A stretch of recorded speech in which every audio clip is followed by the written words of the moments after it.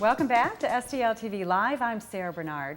They envision a world where every girl activates her limitless potential and is free to boldly pursue her dreams. Courtney Berg joins me now from Girls on the Run St. Louis. That's a really awesome description. You guys are empowering girls, little girls. We definitely believe in that. So our mission is to empower girls for a lifetime of healthy living.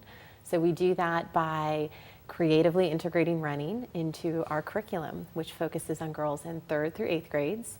And so they meet after school typically in their teams, and they have lessons that focus on healthy living, learning how to respect themselves, how to form healthy relationships, and how to really do positive community work as well.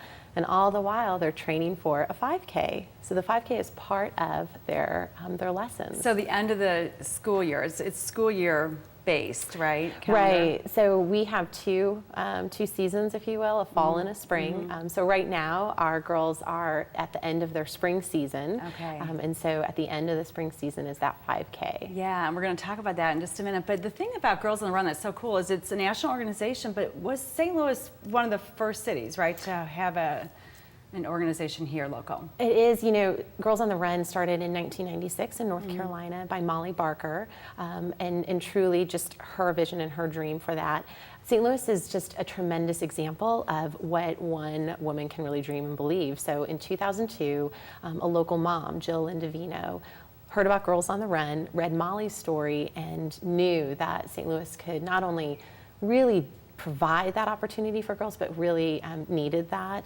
And so it was her courageous vision that started Girls on the Run St. Louis. So we are celebrating our 10th year. And so we started with 20 girls meeting at a park bench.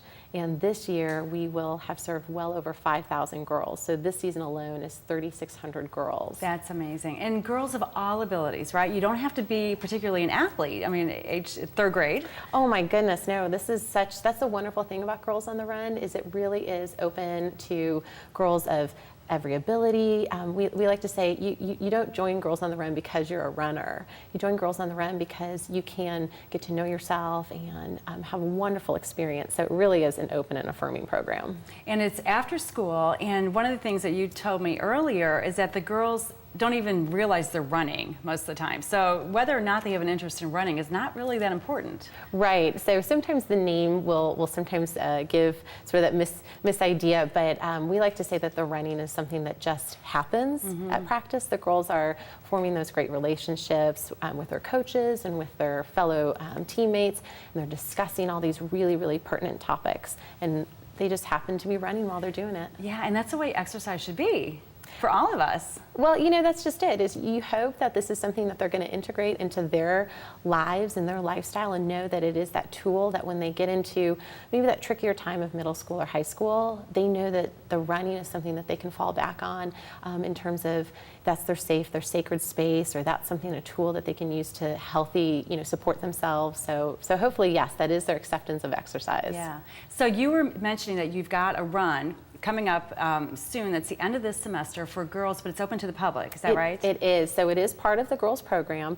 But the wonderful thing about St. Louis is that St. Louis really celebrates all these girls. So our run is that celebration, and we welcome folks to come to it. It's Saturday, May 11th, downtown at Soldiers Memorial. So there is a 5K with all of the girls, and there's a 1-mile fun run as well for typically the younger kids. But we really encourage folks to come run with the girls and really experience the power of Girls on the Run. And you don't have to be a girl, right, to come that day, and you don't have to be a child, right? No, my goodness. And you don't even have to be a strong runner. That's the nice thing about our 5K is it's, first of all, a wonderful place for strong runners. It's a very positive 5K in terms of the course and how it's managed.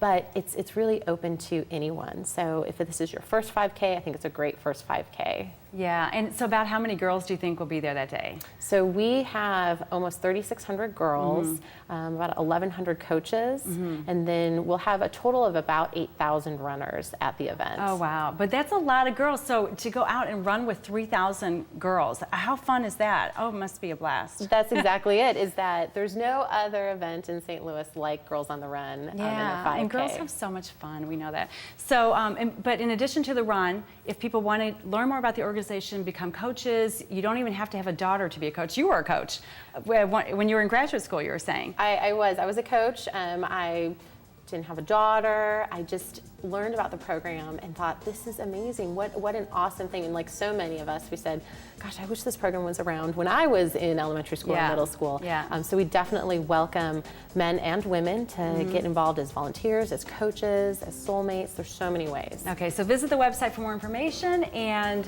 wow, from a runner to a coach to executive director, the job of many people's dreams. So congratulations, Courtney. It is Thanks for coming out and telling us all about it.